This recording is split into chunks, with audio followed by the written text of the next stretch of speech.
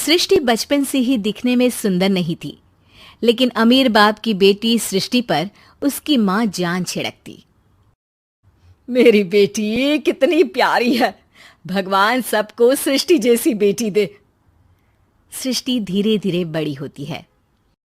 एक दिन सृष्टि की सहेली कहती है, तू दिखने में कितनी अजीब सी है, लेकिन मैं जानती हूँ हम सब में सबसे अच्छी शादी तो तेरी ही होगी।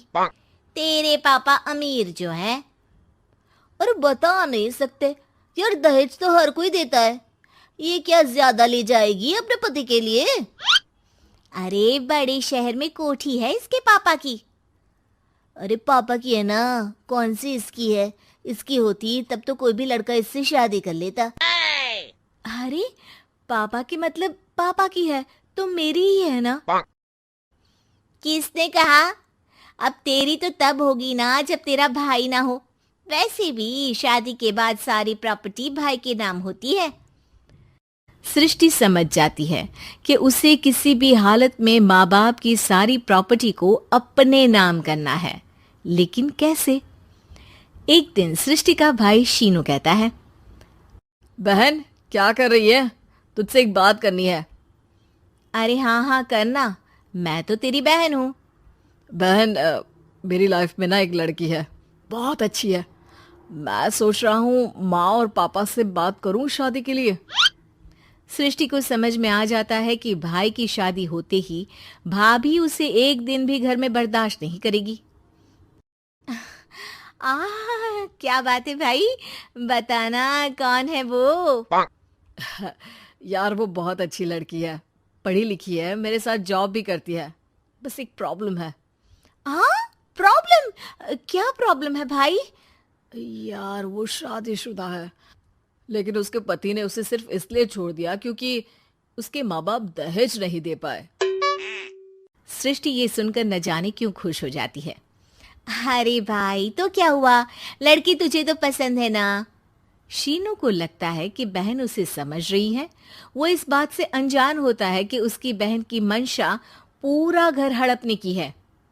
सृष्टि अपनी माँ से कहती है, मम्मी मुझे तो बहुत चिंता है, पता है शीनू क्या कर रहा है? अरे क्या कर रहा है, वो तो काम पर जाता है और वापस घर आता है। नहीं ना माँ, वो यही तो नहीं कर रहा, बाकी सब कर रहा है। आपको पता है उससे प्यार है, और वो भी एक शादीशुदा लड़की से। हैं? ये क्या हो गया? मैं सोसाइटी में क्या मुंह दिखाऊंगी? अरे तेरे पापा तो यही कहेंगे कि मैंने ही उसे बिगाड़ दिया है। माँ देखो, मेरी बात मानो, पापा पर भी विश्वास करने की जरूरत नहीं है। अब आप ही बताओ, पापा इतनी देर घर के बाहर रहते हैं क्यों? बोलो। अरे बेटा वो तो नौकरी करते हैं ना। तू बहुत भोली है माँ, पापा का ऑफिस तो 7 बजे खत्म हो जाता है, लेकिन देखो कितनी देर से आते हैं। अरे नहीं नहीं बेटा, ऐसी कोई बात नहीं है। सृष्टि माँ को एक औरत से बात करते पिता की फोटो दिखाती है। देखो माँ, कैसे हैं पापा? मैं ना कहती थी कि पापा सही नहीं है। मैं तेरे पापा से बात करूंगी, दे फोटो मुझे। ओ माँ, वो तो डिलीट हो गई। लेकिन चल, तूने तो देख लिया ना, पापा से बाद में बात कर लेना, और हाँ मेरा नाम बिल्कुल मत लेना। हाँ माँ। अब क्या था, सृष्टि के माँ और पिता के बीच झगड़ा होना शुरू हो जाता है। सृष्टि के मन में क्या चल रहा था कोई नहीं जानता था। एक दिन, माँ सृष्टि के लिए एक लड़का देखा है, वो लोग शाम को उसे देखने आने वाले हैं। और हाँ माँ, एक खुशखबरी, मैं और पापा मिलकर एक नया बिजनेस ट्राई कर रहे हैं। शाम को लड़का आता है, सांवले रंग का। सृष्टि को तो बिल्कुल भी पसंद नहीं आता। लड़की की माँ कहती है, लड़की का चेहरा तो कोई खास नहीं, लेकिन अगर मेरे बेटे को आप लोग सेटल कर दें तो मैं उसकी शादी आपकी बेटी से करवा दूं। सृष्टि को लड़का बिल्कुल पसंद नहीं था। उसे भाई पर गुस्सा आ जाता है।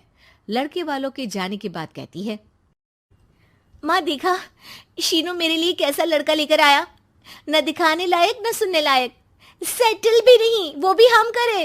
अरे माँ, मैं जानती हूँ ये मेरी शादी किसी भी घर में क्यों करवाना चाहता है। अरे कैसी बात कर रही है बहन? तूने तो देखा ना, लड़के को मैंने ही मना कर दिया तुझसे शादी के लिए। जिसने लड़का बताया था उसने उसकी बहुत तारीफ की थी। बात आई गई हो जाती है, लेकिन सृष्टि का मन शांत नहीं होता। क्या करूं, कुछ समझ में नहीं आ रहा। मेरी शादी हो गई तो ये लोग पूरी प्रॉपर्टी शीनू के नाम कर देंगे, मेरे हाथ तो कुछ लगेगा ही नहीं। तभी सृष्टि को आइडिया आता है। वो किसी वकील को फोन करती है। जी देखिए, अगर आपके मम्मी पापा का तलाक हो जाता है तो आपके पिता की आधी प्रॉपर्टी आपकी माँ के नाम हो जाएगी, फिर उसे वो किसी को भी दे सकती है। सृष्टि अब माँ को बेटे के खिलाफ भरती है। माँ, शीनू पर नजर रखा करो, वो जिस लड़की के प्यार में है ना वो शादीशुदा है। यहाँ आएगी, सारा पैसा रुपया जमीन जायदाद सब हड़प लेगी। पापा का भी हाल तुमसे छुपा नहीं है। ऐसा ना हो कि मैं और आप एक दिन सड़क पर भीख मांगे। हे भगवान, मैं तो जीते जी मर जाऊंगी अगर ऐसा हो गया तो। ऐसा हो गया नहीं माँ, ऐसा ही होगा। अभी समय है, आगे का सोच लो। मैं तो कहती हूँ पापा से आधी प्रॉपर्टी लेकर अलग हो जाओ। पापा की आधी प्रॉपर्टी भी हम लोगों को अगर मिल जाती है ना तो अगले 7 जन्म सफल समझो। बेचारी माँ बेटी के कहने पर पति से तलाक लेकर अलग हो जाती है। सृष्टि अब पैसों से गाड़ी और अपने दूसरे महंगे शौक पूरे करने लगी। उसके दोस्त भी उसके पैसे इस्तेमाल करते। सृष्टि, कल तुम कहाँ थी? मैं सारा दिन घर पर अकेली थी। तो मैं क्या करूं? मैंने ठेका तो नहीं लिया है ना तुम्हें संभालने का। माँ को सृष्टि से ये उम्मीद नहीं थी। वो बैठकर रोने लगती है। वहीं उसका पति यानी कि सृष्टि के पिता आ जाते हैं। मैं जानता था कि तुम्हारा यही हाल होगा, तो आपने मुझे रोका क्यों नहीं? मैं रोकता तो तुम रुकती क्या? सृष्टि के कहने पर तुमने मुझ पर अपने बेटे पर शक किया, लेकिन तुम ये भूल गई कि कैसे हम दोनों ने मिलकर जीवन में इतना सब खड़ा किया। माँ पति के गले लग जाती है। मुझे माफ कर दीजिए, मैंने आपकी कमाई का एक बड़ा हिस्सा गवा दिया। कोई बात नहीं, तुम साथ हो तो मैं ऐसी 7 प्रॉपर्टी खड़ी कर दूंगा। तभी वहां सृष्टि आ जाती है रोते हुए। माँ, मयंक ने मुझे छोड़ दिया। वो बोल रहा था जब तक मेरे पास पैसे थे तब तक ही वो मेरे साथ था। पापा, माँ, मुझे माफ कर दीजिए।